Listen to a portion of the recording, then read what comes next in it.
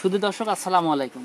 দর্শক, আজ আমি আপনাদের দেখাবো কলা গাছ কীভাবে রোপণ করতে হয় এবং কোন দিক রোপণ করলে আপনার খান অর্থাৎ কান্দি নিয়ন্ত্রণে থাকে। আপনি যেদিক কান্দি ফেলাতে চান বা যেদিক আপনি রাখতে চান, আপনার ইচ্ছা অনুযায়ী কান্দি কিন্তু একই দিক পড়বে।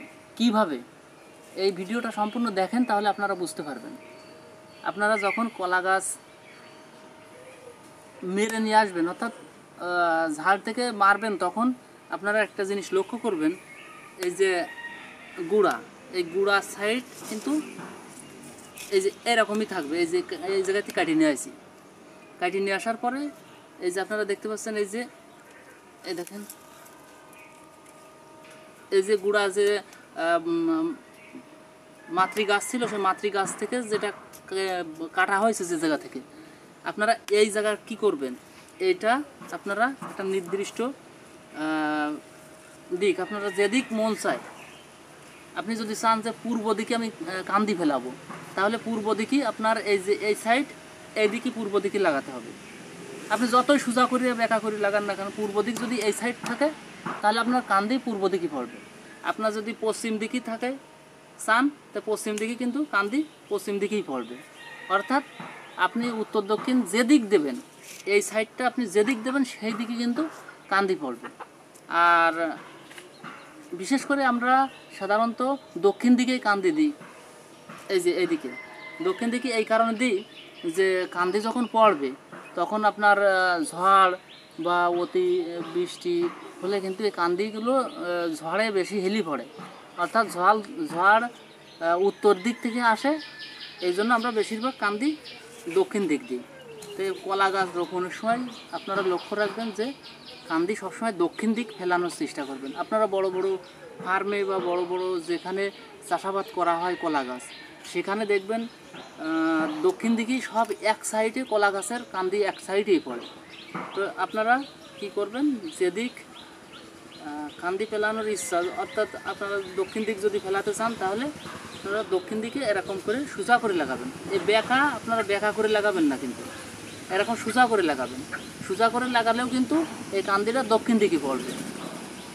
দক্ষিণ দিকে পড়লে ঝড়ের হাত থেকে একটু বাঁচা যায়, এই আর কি। তো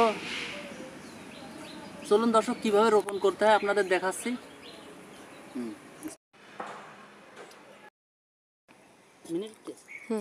দর্শক, আপনারা সর্বপ্রথমে এখন একটা জায়গা নির্বাচন করবেন, যেখানে আপনার রোপণ করার ইচ্ছা আছে আর কি, যেখানে আপনি এই চারা লাগাবেন। যে আপনারা এর মাপে বেশি গর্ত করার দরকার নেই। এর মাপে আপনারা গর্ত করবেন, এই এতটুকু পরিমাণ রোপণ করলেই হবে। বেশি এত পর্যন্ত রোপণ করার দরকার নেই, এতটুকু পরিমাণ রোপণ করলে হবে।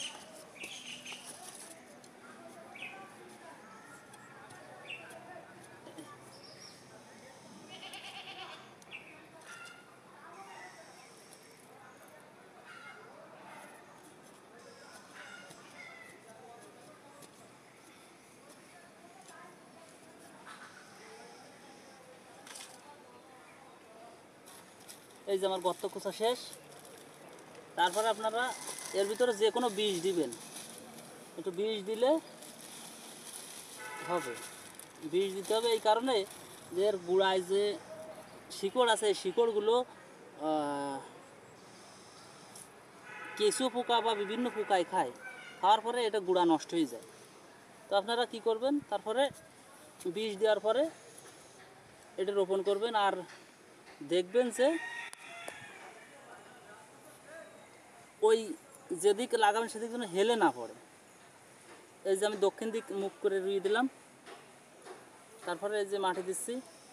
আর বিভিন্ন ধরনের সার মাটি যদি আপনারা দিতে চান, এর ভিতরেও দেওয়া যাবে, যেমন টিএসপি, পটাশ। আমি এগুলো উপরে দিব, কারণ এই শিকড়গুলো উপরের দিকে যায় বেশি। এই যে দর্শক, রোয়াই গেল,